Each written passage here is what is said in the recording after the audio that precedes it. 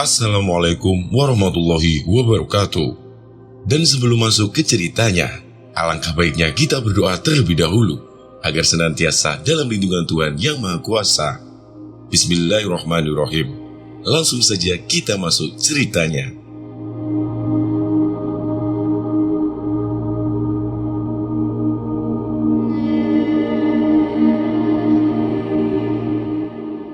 Ritual tengah malam.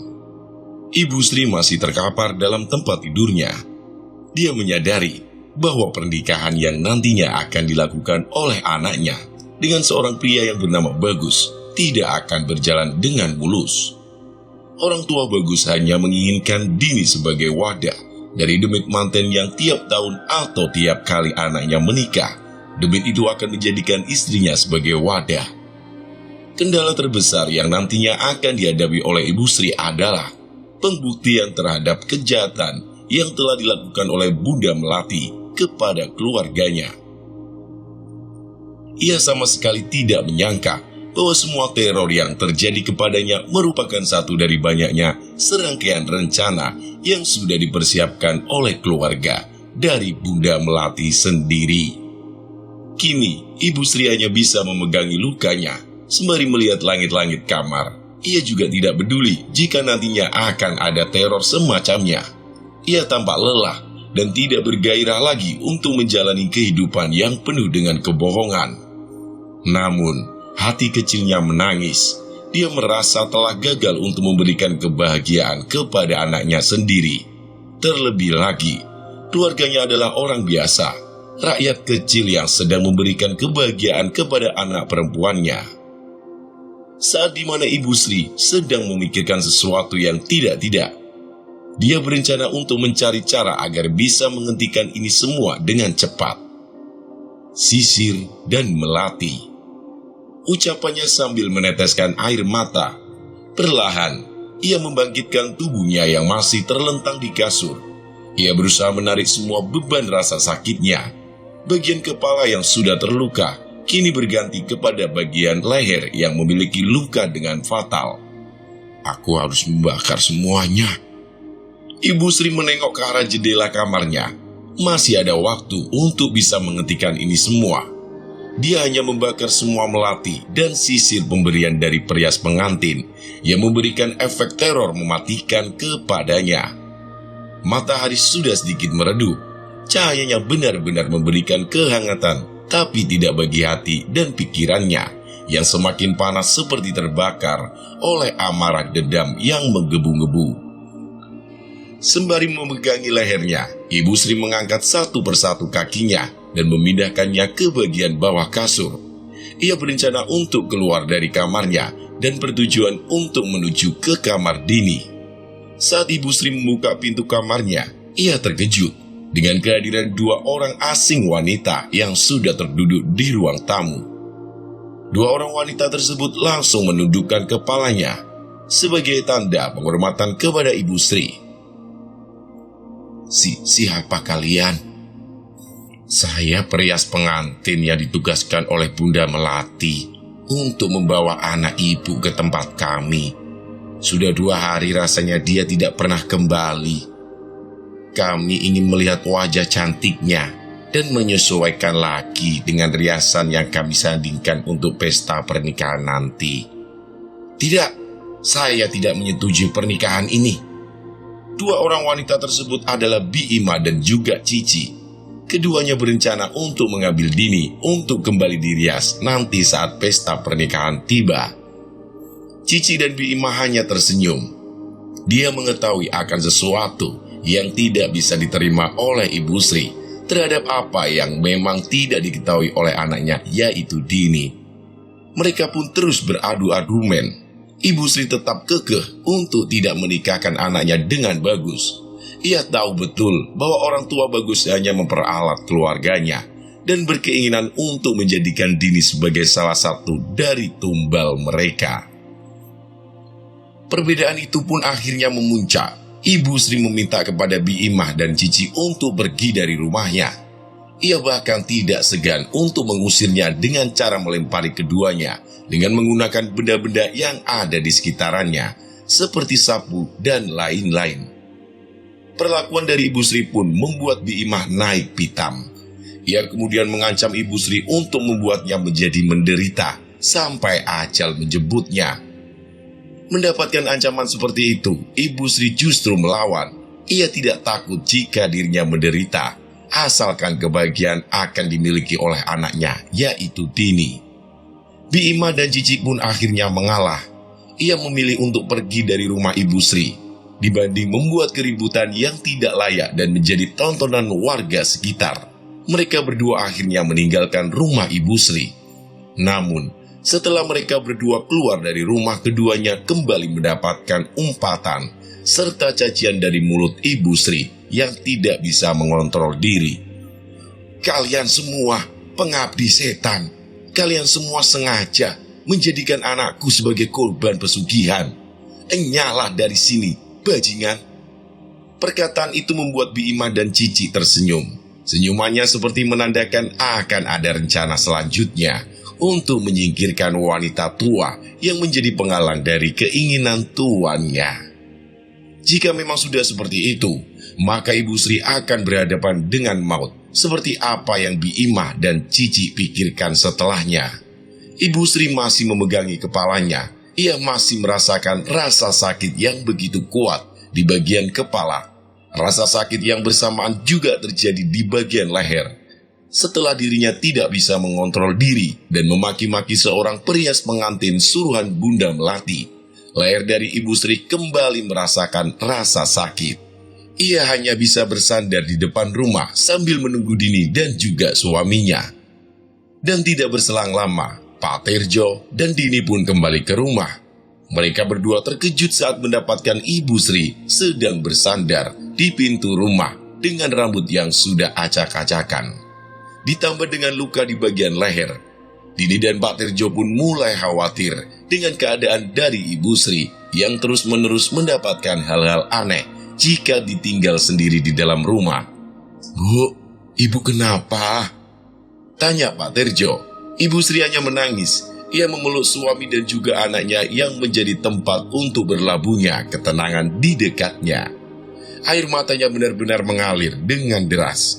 Perasaan kecewa dan sakitnya benar-benar tertampakkan saat itu juga.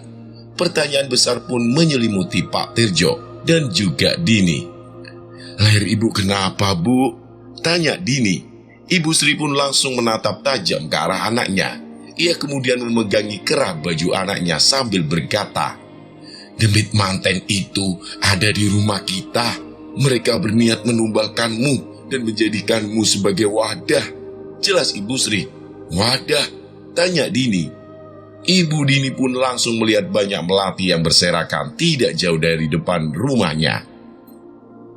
Ia kemudian mengambil melati-melati itu seperti orang kesetanan dan menunjukkannya kepada Dini. Ini adalah perkaranya. Perias pengantin itu telah menjebak kita. Dia ingin membunuh Ibu dengan ini," ucap Ibu Sri sembari menunjukkan bunga melati itu kepada Dini. Dini hanya terdiam. Ia kemudian mengambil bunga tersebut. Matanya seperti terhipnotis untuk memakan bunga tersebut. Perlahan, Dini menelan ludahnya seperti menelan dahaga lapar yang sudah ditunggu-tunggu olehnya. "Ini makananku, Bu," ucap Dini. Dini pun membuka mulutnya lebar-lebar. Ia kemudian mengarahkan melati itu ke dalam mulutnya, sebelum akhirnya Ibu Sri mengambil lebih dulu bunga melati yang ingin dimakan oleh Dini. "Jangan kau makan bunga ini. Ini harus dibakar. Sisir yang kau gunakan juga harus dibakar," jelas Ibu Sri. Dini yang mengetahui hal itu langsung marah. Ia kemudian berusaha untuk mengambil paksa bunga melati yang sudah berpegang tangan darinya.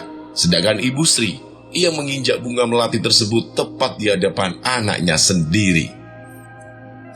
"Gara-gara ini, leherku jadi terluka. Gara-gara ini, kehidupanku juga jadi hancur." Pak Terjo dan Dini hanya terdiam sambil melihat tingkah Ibu Sri yang sangat emosi terhadap bunga melati yang tersebar di hadapan rumahnya. Keduanya masih belum paham apa yang terjadi kepada Ibu Sri. Namun, dari raut wajahnya yang penuh kesesalan, Pak Tirjo dan Dini merasa ada yang tidak beres dengan Ibu Sri, sampai-sampai dirinya harus menginjak-injak bunga melati tersebut. Setelah puas menginjak-injak bunga melati, Ibu Sri kehilangan keseimbangannya.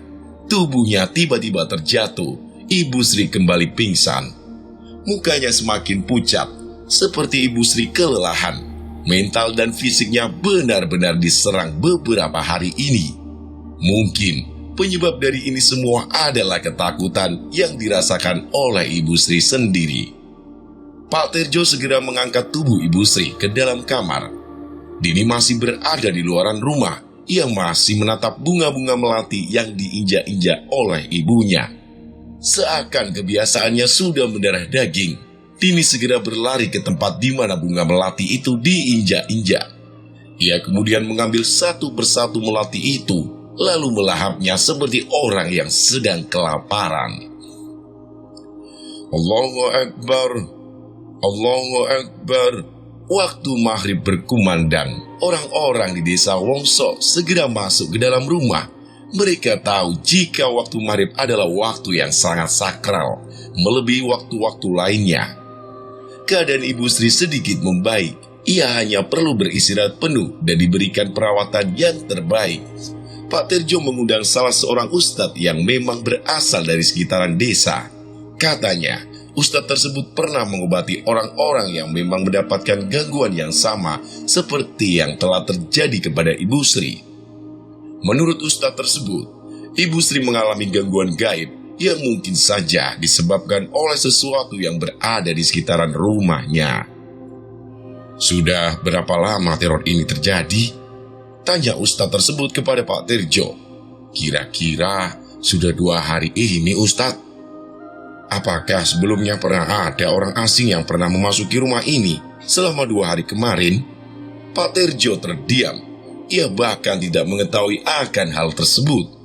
Begitu juga dengan Dini. Dia hanya menatap ustadz tersebut dengan tatapan yang tajam sambil memakan bunga melati yang sudah dia letakkan di dalam mangkok kecilnya. Keanehan yang terjadi pada Dini pun menarik perhatian ustadz tersebut. Ia kemudian mendekati Dini yang sedang memakan melati dengan tatapan yang berubah drastis menjadi tatapan yang sangat kosong. Sudah berapa lama anakmu memakan melati ini, Pak? Tanya ustadz itu kepada Pak Tirjo. Sudah 2 hari, Pak. Siapa yang menyuruh dia memakan bunga melati ini? Anu, Pak, itu atas perintah dari calon mertuanya. Katanya melati ini diberi oleh perias pengantin yang nantinya akan merias Dini di hari pernikahannya. Calon pengantin ya. Saat dimana ustadz tersebut sedang menatap Dini, tiba-tiba wajah Dini mendadak berubah menjadi sosok wanita pengantin. Astagfirullah. Kenapa, ustadz? Aku tahu sumber masalah ini. Ustadz tersebut meminta segelas air kepada Pak Tirjo. Dia ingin mengeluarkan sesuatu yang memang sudah mengendap di dalam tubuh Dini dan menjadi penyebab dari gangguan aneh yang terus-menerus meneror Ibu Sri. Setelah Pak Tirjo mengembalikan segelas air, ia pun langsung menyerahkannya kepada ustadz tersebut. Dia bukan orang yang pertama, Pak. Maksudnya, ustadz, nanti Bapak tahu setelah saya mencipratkan air ini ke wajahnya. Tapi sebelum itu, tolong tutup kamar istri Bapak. Pak Tirjo pun langsung menutup pintu kamar istrinya sesuai dengan arahan ustadz tersebut. Ia tidak tahu apa yang sedang direncanakan oleh ustadz tersebut, sampai-sampai harus meminta kepadanya untuk menutup pintu kamar istrinya. Mulut ustadz tersebut membaca sesuatu seperti doa khusus yang berguna untuk meruqyah seseorang yang memang sedang berada di dalam gangguan. Tidak berselang lama, ustadz itu mulai mencipratkan air ke wajah Dini. Dan hal yang mengerikan pun terjadi. Tiba-tiba, lampu rumah menjadi mati, angin bertiup dengan kencangnya, hingga membuat jendela rumah menjadi terbuka. Terdengar suara-suara aneh dari luaran. Dini yang awalnya menatap ustadz tersebut, kini dirinya mengganti posisi wajahnya menjadi menunduk ke arah bawah. Sang ustadz seperti mengetahui sosok yang merasuki tubuh Dini. Dia yakin sosok yang sama pernah dia temui, namun dengan wadah atau orang yang berbeda. Assalamualaikum. Ustadz itu memulai pembicaraan dengan menyapa sosok yang merasuki Dini. Namun, sosok yang merasuki Dini menjawabnya dengan tawaan ringan, layaknya orang yang sedang meremehkan sesuatu yang ada di hadapannya. Kita bertemu lagi, Rahayu. Apa gelem Ustadz? Aku ingin kamu keluar dari tubuh ini dan kembali ke tuanmu. Awakmu wulan manten, wulan sing dadi wulan kepati, kabeh manten ing desa nang kene. Pak Tirjo tidak menyangka jika anaknya dirasuki oleh sesuatu. Jika memang ini benar adanya, maka apa yang terjadi kepada istrinya adalah karena ulah sosok yang merasuki tubuh Dini. Dedi, opo gelemu? Tanya sang ustadz. Tangan-tangan Dini mulai mengeluarkan urat-uratnya. Dia seakan benci dengan ustadz yang ada di hadapannya. Dia pun langsung mengarahkan tangannya ke wajah ustadz tersebut dan mencengkramnya dengan kuat. Ojo melok-melok maring urusanku. Sang ustadz berusaha melepaskan tangan yang mencengkram wajahnya dengan kuat. Pak Tirjo ingin membantu ustadz tersebut. Namun anehnya, dia langsung terpental seperti ada sesuatu yang melarangnya untuk mendekat. Ojo ganggu ritualku. Sosok yang merasuki tubuh Dini kembali memberikan ancaman. Kali ini, dia mengancam kepada ustadz tersebut untuk tidak mengganggunya tepat di malam ritual tiba. Namun, lagi-lagi, sang ustadz hanya membaca zikir sembari menahan tangan dari Dini yang dengan kuatnya mencengkram wajah sang ustadz dengan sangat kuat. Ojo juput tumbalku. Saat kalimat tumbal itu diucapkan, Pak Tirjo langsung terkejut. Ia baru mengetahui jika anaknya sudah ditandai dengan cara dijadikan tumbal oleh seseorang lewat dengan sosok yang merasuki tubuh Dini. Pak Tirjo hanya bisa mengulurkan tangannya sembari meminta kepada ustadz tersebut untuk menyandarkan Dini dengan cepat. Namun, usahanya sia-sia. Saat dimana ustadz tersebut ingin melepaskan sosok yang merasuki tubuh Dini, tiba-tiba ada bayangan hitam yang keluar dari tubuh Dini dan masuk ke dalam kamar Ibu Sri dengan cepat. Saat ustadz tersebut ingin mengejarnya, pintu kamar mendadak tertutup dengan sendirinya. Lampu rumah kembali menyala. Keadaan menjadi normal. Hanya saja ada yang tidak beres dengan Ibu Sri yang tiba-tiba langsung sadar saat pintu tersebut menutup dengan sendirinya. Mula-mula mereka berdua segera mengangkat tubuh Dini ke kamarnya. Lalu mereka kembali lagi untuk menyelamatkan Ibu Sri yang sedang terperangkap di dalam kamar. Entah apa yang terjadi di dalam. Mereka mendengar seperti ada sesuatu yang sedang dilakukan oleh Ibu Sri. Dan benar saja, tidak berselang lama, kemudian terdengar suara teriakan minta tolong dari dalam kamar tersebut. Ustadz itu meminta kepada Pak Tirjo untuk membantunya mendobrak pintu. Dan saat pintu didobrak, mereka berdua melihat sesuatu yang kurang mengenakan untuk dipandang. Ibu Sri sedang membuka seluruh pakaiannya dan menggaruki sekujur tubuhnya dengan kuku-kuku di tangannya, hingga menyebabkan tubuhnya menjadi terluka. Astagfirullah, Ibu. Sang ustadz menjadi serba salah. Di lain sisi, dirinya ingin menyelamatkan Ibu Sri, namun di sisi lain, aurat Ibu Sri terbuka dengan jelas. Untuk menyelesaikannya, Pak Tirjo pun segera memakaikan lagi seluruh pakaian yang sudah dilepaskan oleh Ibu Sri, untuk nantinya dapat dengan mudah si ustadz tersebut dalam mengeluarkan sosok yang sedang berpindah wadah ke dalam tubuh Ibu Sri. Malam itu, sang ustadz segera menenangkan keadaan. Dirinya seperti terbawa ke masa lalu saat berusaha menyelamatkan seseorang yang kasusnya sama seperti apa yang terjadi kepada Dini dan juga Ibu Sri. Setelah selesai, sang ustadz pamit untuk pulang. Ia meminta kepada Pak Tirjo untuk mengelilingi rumahnya di tiap pagi, siang, dan menjelang maghrib. Jika ada bunga melati yang berserakan, segera ambil dan bakar. 4 hari sebelum pesta pernikahan. Desa Tejo Kromo. Waktu kembali berputar dengan cepat. Mentari bersinar dengan terangnya di desa Tejo Kromo. Suara ayam yang berkokok terus-menerus bersahutan. Kini, Pak Sumardi dan Ibu Sumi kembali memiliki tugas terhadap pemecahan konflik lama yang telah terjadi di 2 desa yang berbeda, yaitu desa Tejo Kromo dan juga desa Wongso. Mereka berdua kembali berangkat ke desa Wongso untuk menemui Mbah Sur. Tujuannya adalah untuk menggali informasi lebih dalam terkait dengan praktek ilmu hitam yang dilakukan oleh keluarga dari Bagus sendiri.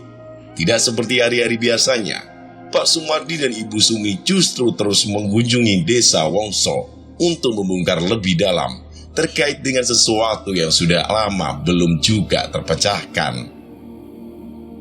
Perjalanan kali ini cukup memakan waktu yang lama. Selain dengan kendaraan yang seadanya, mereka berdua juga sudah berumur. Kini keduanya sama-sama berjuang untuk mengetahui lebih dalam terkait dengan misteri yang sudah lama terpendam di desanya. Tiba di desa Wongso, Ibu Sumi dan Pak Sumardi langsung bertolak ke rumah Mbah Sur. Keduanya memang sudah janjian terlebih dahulu untuk mengobrol lebih panjang akan cerita yang belum pernah ia ketahui sebelumnya. Dan saat dimana ketika mereka tiba di rumah Mbah Sur sudah berdiri di depan rumah sambil mengulurkan tangannya. "Ayo cepat masuk, kalian harus tahu ini." Pak Sumardi dan Ibu Sumi segera masuk ke dalam rumah Mbah Sur. Sepertinya Mbah Sur memiliki cerita yang menarik, sampai-sampai dirinya begitu antusias untuk membagikan ceritanya kepada Pak Sumardi dan Ibu Sumi. "Semalam ada salah seorang warga yang mengalami kerasukan. Namun sosok yang merasukinya selalu berpindah wadah." "Berpindah wadah? Maksudnya Mbah?" "Namanya Ibu Sri dan Dini. Aku baru tahu jika Dini adalah wanita yang nantinya akan dijodohkan oleh Bagus." Ibu Sumi dan Pak Sumardi masih belum paham dengan cerita Mbah Sur yang sedikit kurang jelas terhadap alur cerita yang diceritakannya. Begini, beberapa hari ke depan, bulan pernikahan akan tiba.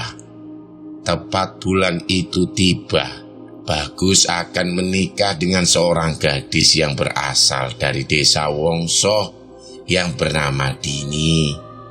Namun, sebelum beberapa hari ini, orang tuanya selalu mendapat teror yang mengerikan. Dan ini salah satunya, ucap Mbah Sur sembari menunjukkan luka di lehernya. "Luka leher?" "Benar, leher Ibu Sri terluka karena dirinya menggorok lehernya sendiri dengan pisau dapur. Untungnya, dia masih bisa diselamatkan." Ibu Sumi dan Pak Sumardi sempat menaikkan alis matanya sebagai tanda ngilu mendengar cerita seram itu. Mereka berdua tidak bisa membayangkan jika leher sendiri digorok menggunakan pisau dapur. Belum cukup sampai di situ. Malam tadi, Ibu Sri kerasukan sesuatu yang berasal dari tubuh Dini. Ternyata sosok itu berpindah wadah dari Dini ke tubuh Ibu Sri. Tambah lagi Mbah Sur. "Lalu apa yang terjadi?" tanya Pak Sumardi. Ibu Sri menggaruk tubuhnya sendiri dengan kedua tangannya sampai terluka. Mula-mula dia membuka semua pakaiannya sampai tidak ada satu kain pun yang menempel di tubuhnya. Lalu dia menggaruk tubuhnya, kemaluan dan bagian payudara hingga tergores oleh kuku-kukunya. Tidak disangka, ternyata memang benar adanya. Ibu Sumi sudah memprediksikan dari awal jika Bagus mencari wanita di desa Wongso. Benar seperti apa yang dikatakan oleh orang tua dari almarhum Wati. Keluarga Bagus mungkin saja dalang dari perbuatan kejam ini. Mereka jelas-jelas telah melakukan dosa besar terhadap orang-orang yang tidak bersalah demi kepentingan pribadi yang dia jalankan bersama dengan orang-orangnya. "Lalu, apa yang harus kami lakukan?" tanya Ibu Sumi kepada Mbah Sur.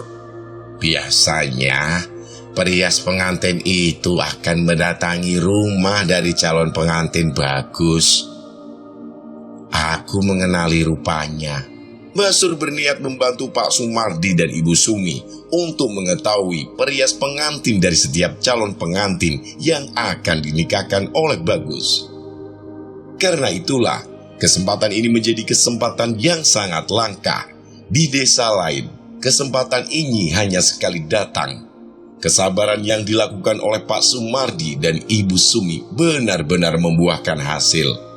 Sebentar lagi, keduanya akan mengetahui terkait dengan misteri kematian para pengantin yang meninggal setiap bulan pengantin tiba. Sementara itu, Desa Tejo Kromo. Bi Ima kembali menghadap Bunda Melati. Dia seperti ingin memberitahu akan sebuah hal terkait dengan pekerjaannya saat ini.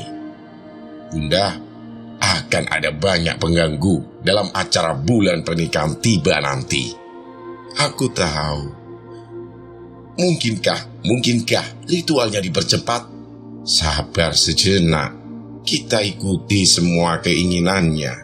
Yang terpenting, kita harus tahu siapa yang benar-benar berkontribusi untuk menggagalkan rencana kita. Bulan pernikahan akan tiba 4 hari dari sekarang. Orang-orang berbondong-bondong untuk menikah. Akan tetapi, Bunda Melati dan juga Bi Imah telah menyusun rencana untuk melancarkan aksinya. Namun dapatkah Pak Sumardi dan Ibu Sumi membongkar misteri ngunduh jiwa ini? Part 6. Tawaran menarik dari Demit Manten.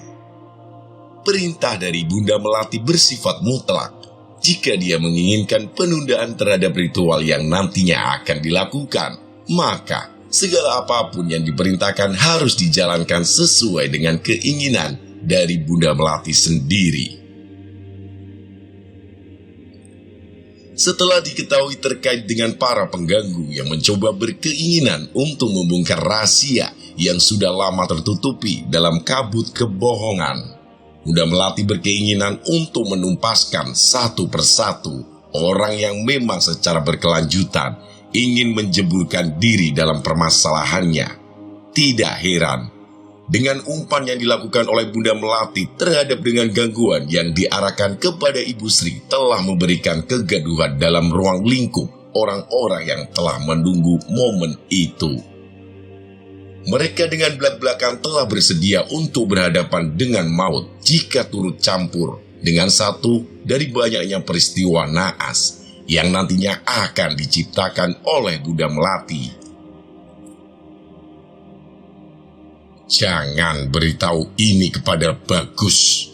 Jika kita berhasil menumpaskan Sri, maka orang-orang yang nantinya turut campur dalam masalah ini akan terungkap dengan sendirinya."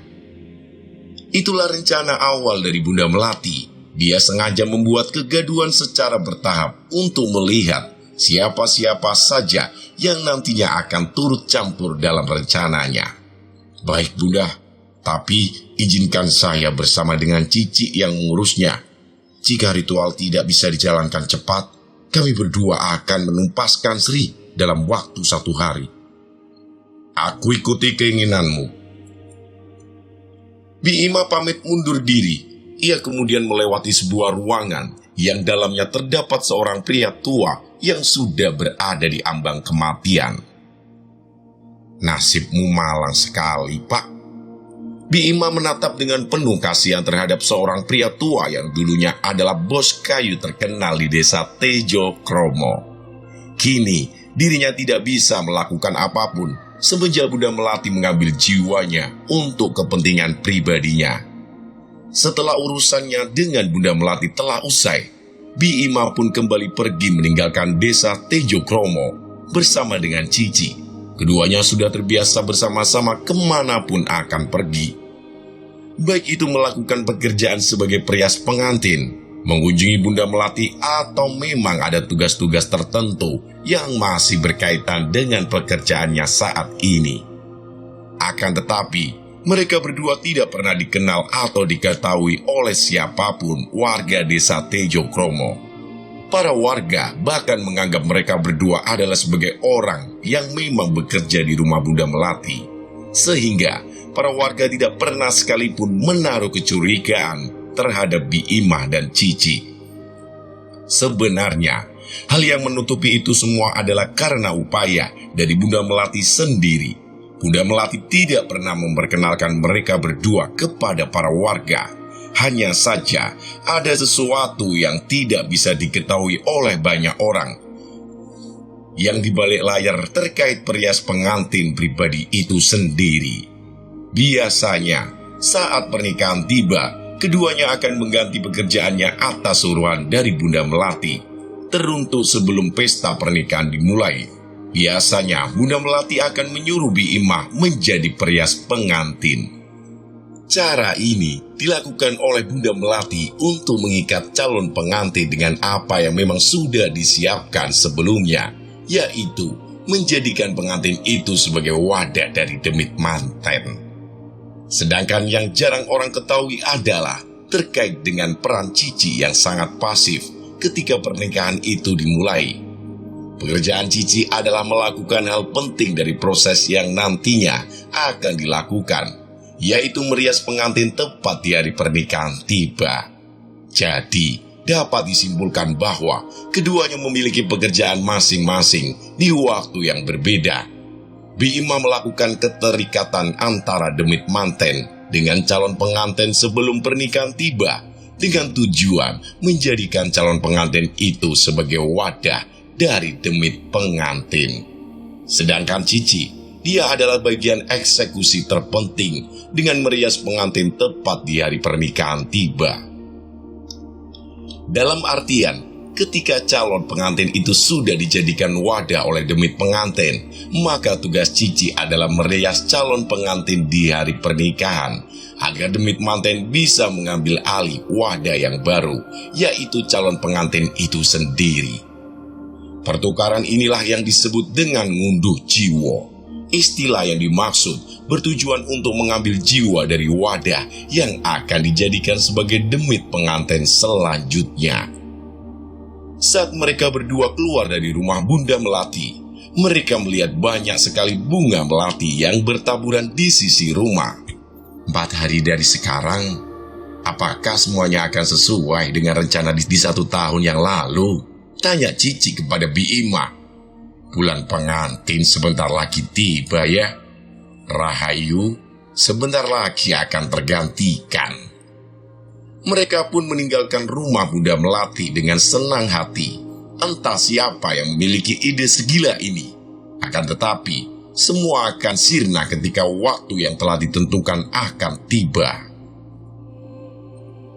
Desa Wongso, rumah Mbah Sur. Mereka masih saling berbincang-bincang terkait dengan apa yang harus mereka lakukan sebelum nantinya korban berjatuhan. Jika dilihat dari beberapa kejadian yang telah terjadi, Mbah Sur sangat mengkhawatirkan keadaan Ibu Sri. Pasalnya, apa yang terjadi kepada Ibu Sri lebih ganas dan memberikan dampak kematian yang lebih besar dibanding dengan apa yang terjadi kepadanya saat berusaha untuk menghalang-halangi pernikahan dari Rahayu. Sudah hari ketiga, tapi dampaknya mengerikan seperti ini. Apakah wanita iblis itu sengaja untuk membuat kegaduhan? Tanya Mbah Sur. Ibu Sumi dan Pak Sumardi juga sama-sama saling menelaah lebih dalam akan berbagai kejadian yang sudah diceritakan oleh Mbah Sur terhadap teror yang menimpa Ibu Sri. Mbah Sur, berapa lama Mbah Sur mengalami teror sebelum Rahayu dinikahkan oleh Bagus? Tanya Ibu Sumi. Mbah Sur berpikir sejenak. Ia seperti mengingat-ingat kejadian 1 tahun yang lalu saat teror yang sama juga menimpa dirinya sebelum pernikahan tiba. Biasanya hari kedua semua sudah usai, karena aku yakin Teror itu bertujuan untuk memberikan ketakutan saja, jawab Basur. Ibu Sumi merasa aneh dengan pernyataan Basur. Jika memang teror yang berjalan hanya sampai 2 hari saja, kemungkinan besar ada sesuatu yang sedang mereka incar dan sedang mereka inginkan sebelum hari pernikahan tiba. Terlepas dari teror yang sangat aneh yang dialami Ibu Sri, Basur juga memiliki pemikiran yang sama seperti apa yang dipikirkan oleh Ibu Sumi terkait dengan kejanggalan dari rencana yang dijalankan oleh Bunda Melati. Mereka saling terdiam sejenak. Tidak disangka jam sudah menunjukkan pukul 12 siang. Mereka sepertinya sangat asik untuk membicarakan kasus ini lebih dalam. Terlebih lagi, Basur adalah orang yang selamat dalam kasus ini. Ibu Sumi juga masih memiliki banyak pertanyaan terhadap kejanggalan-kejanggalan yang lain dari fenomena ngunduh jiwa ini. Apakah karena memang ada sesuatu yang sebenarnya telah atau akan ditawarkan oleh pihak keluarga Bagus? Tanya Ibu Sumi. Tawaran? Benar, tawaran. Aku menemukan 3 perbedaan dari 3 korban. Ibu Sumi mulai meringkas 3 perbedaan yang ia temukan terhadap 3 kasus yang berbeda juga. 1. Kasus kematian dari Rahayu yang jangkauan terornya bukan hanya kepada si pengantin, melainkan juga kepada si orang tuanya sendiri, yaitu Basur. Dalam kasus ini, hanya Rahayu yang meninggal dunia, sedangkan Basur dia bisa selamat walau memiliki luka seumur hidup yang tidak bisa dilupakan sampai masa tuanya kelak. 2. Kasus kematian dari Kusumawati atau Wati yang jangkauan terornya hanya menimpa kepada dirinya saja. Namun, yang membedakan adalah kasus yang menjadi korban ke-8 ini memiliki perbedaan dari kasus-kasus yang lain, di mana tubuh dari almarhum Wati menekuk dan sulit untuk diluruskan, hingga membutuhkan waktu yang lumayan lama. Orang tua dari Wati juga dalam keadaan sehat walafiat. Begitu juga dengan adik dari Wati yang bernama Jeka. Semuanya benar-benar dalam keadaan selamat. 3. Kasus yang sedang berjalan dan masih belum diketahui dengan pasti adalah kasus dari Dini. Dalam kasus ini, Basur menjelaskan bahwa adanya perbedaan dalam teror yang terjadi kepada dirinya dan juga kepada kedua yang sudah disebutkan. Jika memang dalam setiap korban memiliki perbedaan, itu berarti ada sesuatu yang memang ikut serta dalam ritual ataupun rencana yang dilakukan oleh Bunda Melati sebelum melakukan penumbalan terhadap korban-korbannya. Teka-teki yang belum terungkap akan jalan rencana yang dilakukan oleh Bunda Melati benar-benar telah membingungkan Ibu Sumi dan juga Pak Sumardi. Mereka terus dihantui oleh ketakutan yang terus-menerus datang, tak kala tidak bisa membongkar semua rencana selanjutnya dari Bunda Melati.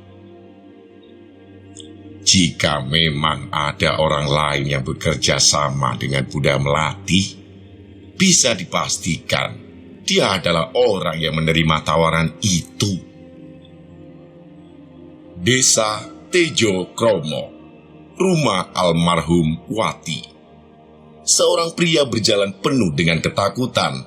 Langkahnya sedikit terburu-buru, manakala dirinya belum kembali ke rumah.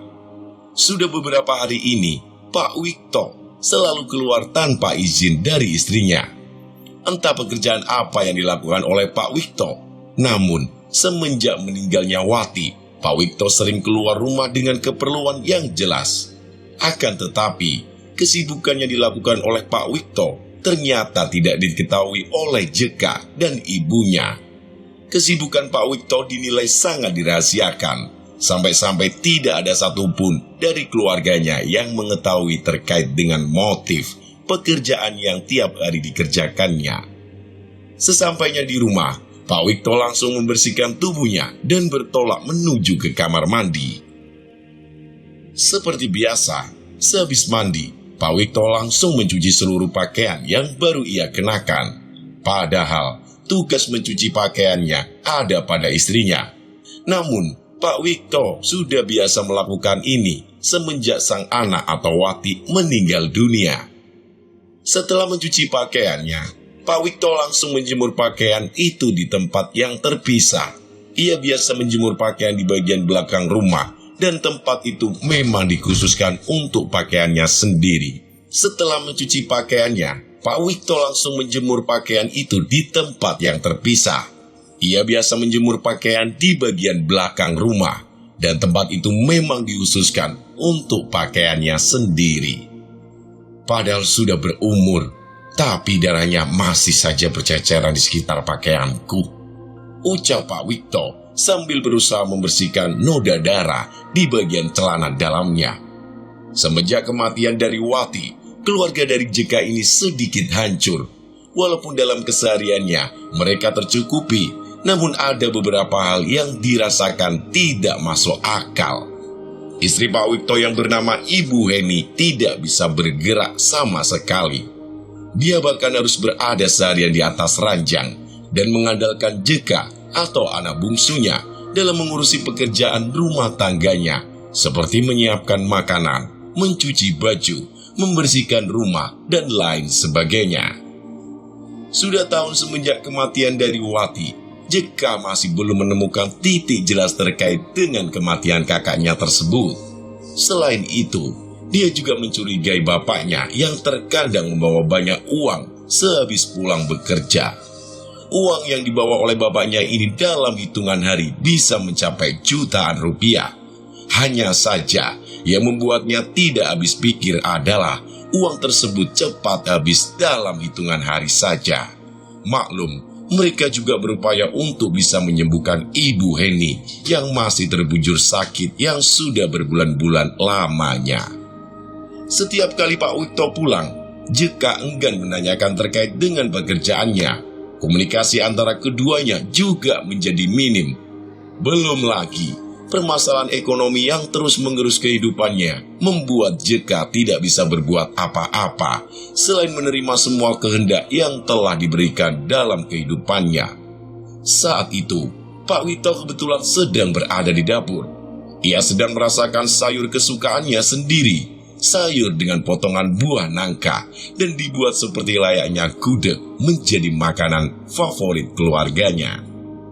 Bersamaan dengan Pak Wikto sedang masak, JK menuju dapur untuk menanyakan terkait dengan makanan yang sudah habis. "Pak, Ibu mau makan, beras kita habis. Bapak lagi masak. Nanti biar Bapak yang nyuapin Ibu." "Iya, Pak." Pak Wikto menengok ke arah belakang untuk memastikan jika JK sudah tidak berada lagi di belakangnya. Lalu, dia mengambil kantong kresek yang sudah ia siapkan dari sakunya dan mengambil sesuatu dari kantong kresek tersebut. Dengan cepat, Pak Wikto memasukkan 3 buah bunga melati dan dia memasukkannya ke dalam sayur yang sedang ia masak. Pak Wikto mengaduk-aduk sayur itu hingga bunga melati yang ia masukkan sudah tercampur dengan sayur yang ia masak. Sembari menunggu masakan selesai, JK menyiapkan nasi yang baru saja matang. Ia bergegas menuju dapur untuk mengambil piring dan alat makan lainnya. Namun, saat dimana JK tiba di dapur, dia justru mendapatkan omongan yang menyakitkan dari bapaknya sendiri. "Kan sudah Bapak bilang, Bapak saja yang siapkan." JK merasa ada yang aneh dengan sifat bapaknya yang tidak biasa. Biasanya, setelah masak, dirinya menyiapkan itu semua dan sudah biasa ia lakukan semenjak ibunya sakit. Namun, baru kali ini JK mendapati sebuah perkataan yang membingungkan dari bapaknya tersebut. "Tapi Pak, aku takut Bapak kerepotan. Kamu beresin depan rumah aja, biar Bapak yang siapin ini." "Baik Pak." JK pun menyerahkan itu semua kepada bapaknya. Ia kemudian beranjak pergi dari dapur dan menuju ke bagian depan rumah untuk membersihkan halaman dan sekitarannya. Tepat saat dimana JK tiba di depan rumah, ia melihat banyak sekali bunga melati yang sudah bertaburan di depan rumahnya. Jeka merasa ada yang tidak beres dengan penebaran bunga melati yang masih segar itu. Ia kemudian mengawasi sekitaran rumahnya. Siapa tahu ada orang yang benar-benar usil dan sengaja melakukan ini demi keruntuhan dari keluarganya sendiri. Dan yang membuat Jeka merasa aneh lagi adalah terkait dengan arah bunga melati itu yang membuat seperti barisan hingga ke bagian belakang rumah. Jeka penasaran dengan kejanggalan semacam ini. Sebelumnya, dia tidak pernah melihat kejanggalan aneh selain sebelum kematian dari kakaknya, yaitu Wati, yang mendapati bunga melati di sekitaran rumahnya. Namun, sudah 1 tahun lamanya semenjak teror aneh ini terjadi, Jeka menemukan kejadian yang sama. Jeka kembali melangkahkan kakinya hingga ke bagian belakang rumah, sembari mengikuti jejak dari bunga melati yang membentuk barisan memanjang hingga ke tempat di mana bapaknya menjemur pakaiannya. Dan saat di mana Jeka tiba di bagian belakang rumah, dia terkejut saat melihat seorang wanita menggunakan pakaian seperti pengantin sedang terduduk membelakangi sembari menjilati celana dalam bapaknya.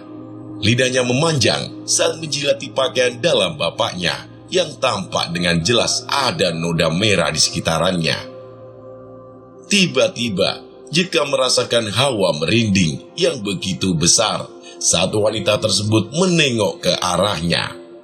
Tatapan dari wanita pengantin itu benar-benar mengerikan. Di sekitaran bagian matanya benar-benar menghitam. Lalu, bagian pipi dan mulutnya terdapat kerutan dengan dagu yang runcing. Belum lagi bagian kuku-kukunya yang sangat panjang dengan jari jemari yang sudah memucat pasif layaknya mayit. Wanita itu tersenyum ke arah Jeka sembari mengatakan sesuatu. "Golek opo nang kene Cah Bagus?" Jeka tidak bisa berkata-kata. Ia berusaha menggerakkan tubuhnya dan mencoba untuk menghindari kontakan mata dengan sosok pengantin itu. Untungnya, dia masih punya kekuatan dari tenaganya untuk bisa melarikan diri dari bagian belakang rumahnya. Jeka pun kembali ke bagian depan rumah. Nafasnya naik turun bersamaan dengan perasaan takutnya yang benar-benar meningkat saat melihat tatapan seram dari sosok pengantin tersebut. Sembari bertanya-tanya dalam pikiran sendiri, Jeka seperti mengingat sesuatu akan sosok yang sering dibicarakan oleh bapaknya tersebut usai kematian dari kakaknya Wati, Demit Manten. Ia kemudian segera masuk ke kamar untuk memastikan jika bapaknya sudah menyuapi ibunya yang masih berada di dalam kamar. Dan memang benar, saat dimana Jeka membuka kamar ibunya, dia sudah melihat bapaknya sedang menyuapi ibunya. "Jeka, sudah dibereskan bagian depan rumah?" Sudah Pak." "Oh iya, besok jangan lupa panggil Ibu Sumi sama Pak Sumardi ya." "Ibu Sumi dan Pak Sumardi yang tukang mandiin jenazah itu Pak?" "Iya benar, nanti panggil mereka berdua ke rumah." "Loh, kenapa memangnya Pak?"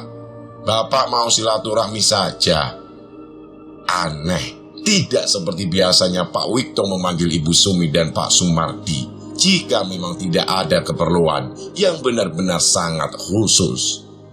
Terakhir kali pertemuan itu berlangsung saat dimana Pak Wikto membeberkan rahasia terkait dengan sosok yang bernama Demit Manten. Dan pemanggilan yang diusung oleh bapaknya ini menimbulkan banyak pertanyaan dalam diri Jeka. Pasalnya, Ibu Sumi dan Pak Sumardi akan datang ke tempat warga jika memang ada pernikahan, kematian atau memang ada keperluan mendesak. Jika memang bukan karena pernikahan, lalu mengapa Pak Wikto memanggil keduanya? Apakah Pak Wikto ingin memberikan pekerjaan dengan keduanya terkait dengan adanya orang yang meninggal tepat di esok hari? Atau kedatangan keduanya dikhususkan untuk keperluan tertentu? "Baik Pak, nanti besok aku panggil mereka berdua."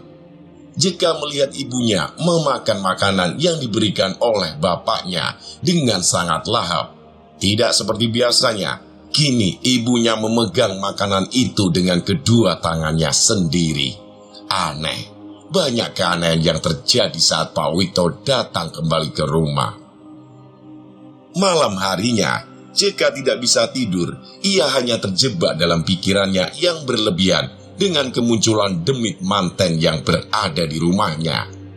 Belum lagi, bapaknya meminta untuk memanggilkan Ibu Sumi dan Pak Sumardi yang merupakan dua orang yang sering memandikan jenazah. Semua yang dikatakan oleh Pak Wikto benar-benar sangat rancu jika masih belum bisa mengetahui dengan jelas terkait dengan apa yang selama ini yang disembunyikan oleh bapaknya tersebut. Dan tepat di tengah malam, Pak Wikto keluar dari rumahnya. Kebetulan, jika masih belum tidur dan dia berada di bagian depan rumahnya. "Bapak kerja dulu ya." "Kerja?"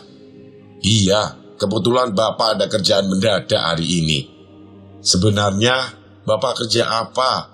Semenjak Mbak Wati nggak ada, Bapak jadi aneh.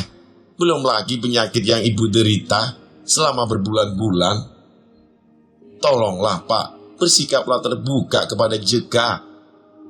Pak Wikto tampak kesal dengan kecerewetan dari Jeka yang tidak seperti biasanya. Jeka yang dikenal penurut kini berubah drastis menjadi seorang pria yang penuh dengan pemberontakan terhadap hal-hal yang tidak masuk akal menurut dirinya sendiri. "Tumben kamu cerewet, Nak. Apakah kamu lupa siapa yang menghidupimu saat ini?" Jika hanya terdiam, ia bahkan tidak bisa menjawab sebuah kalimat yang menyudutkannya itu. Pak Wikto mendekati Jeka sembari mengusap rambutnya. "Kamu harus tahu, kita orang susah. Kita harus membuat penawaran khusus." "Penawaran khusus? Nanti kamu tahu, Cah Ganteng." Pak Wikto pun mencium kening anak bungsunya itu. Ia kemudian meninggalkan Jeka seorang diri di rumah bersama dengan ibunya. Walaupun terasa masih janggal, Jeka masih terus menerima hal semacam itu demi kebaikan dirinya dan kesehatan ibunya. Pak Wikto berjalan meninggalkan rumahnya. Ia kini bertolak menuju ke salah satu rumah besar yang memang sangat dikenal oleh seluruh warga di desa Tejo Kromo. Pekerjaannya sekarang adalah menjadi orang yang menjadi bagian penting dari berjalan atau tidaknya kesejahteraan dari para penghuni rumah besar tersebut. Saat tiba di rumah besar itu, dirinya langsung disambut oleh seseorang wanita yang penuh dengan kemewahan. Langkah wanita tersebut sangat menawan dan mempesona. Tubuhnya sangat cantik, serta ketegasan yang dimiliki sifatnya sangat membuat orang-orang di desa Tejo Kromo tunduk kepadanya. "Selamat datang kembali Pak Wikto." "Bunda, aku sudah melakukannya." "Kamu memang hebat Pak Wikto. Aku harap tawaran ini dapat membahagiakanmu." Ternyata seseorang pria asing yang saat itu mendatangi rumah Ibu Sri adalah Pak Wikto. Dan Pak Wikto sendiri adalah orang yang bekerja sama dengan Bunda Melati untuk membongkar orang-orang yang sedang mencari tahu informasi tentang ritual yang dilakukan oleh Bunda Melati. "Lalu, apakah mereka berdua datang ke rumahmu besok pagi?" "Mereka, Pak Sumardi dan Ibu Sumi akan datang." "Bagus, kita harus jebak tikus itu ke dalam lubang yang penuh duri." Pak Wikto pun dipersilahkan untuk masuk ke dalam rumah. Sebentar lagi, malam ritual akan tiba. Namun, Bunda Melati memiliki rencana lain untuk bisa menjebak orang-orang yang memang sering membuntuti rencananya secara sembunyi-sembunyi. Sementara itu, Jeka sudah tertidur lelap. Dari hadapannya, keluar seorang wanita dan berjalan melewati menuju ke kamar mandi. Jeka masih tidak sadar jika yang baru saja melewatinya saat tertidur adalah ibunya sendiri yang didiagnosa tidak bisa berjalan selama berbulan-bulan. Dan saat yang bersamaan, bruk, terdengar suara sesuatu dari arah kamar mandi. Suaranya begitu jelas.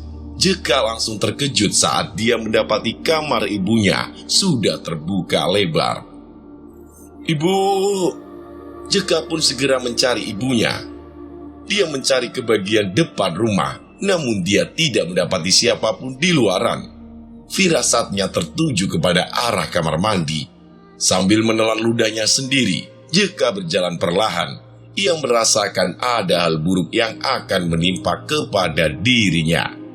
Dan saat dimana dirinya sudah berada tepat di hadapan kamar mandi, Jeka melihat ada beberapa butir bunga melati yang sudah berada tepat di hadapan pintu kamar mandi. Ini? Karena penasaran, Jeka pun segera mendobrak kamar mandi itu. Dan saat dimana pintu kamar mandi terbuka, dia terkejut bukan main saat melihat ibunya sudah tenggelam di bak mandi dengan posisi kedua tangan yang sedang berpegangan ke bagian bahu bak mandi. "Ibu!" Dan ternyata korban ke-9 adalah Ibu Heni.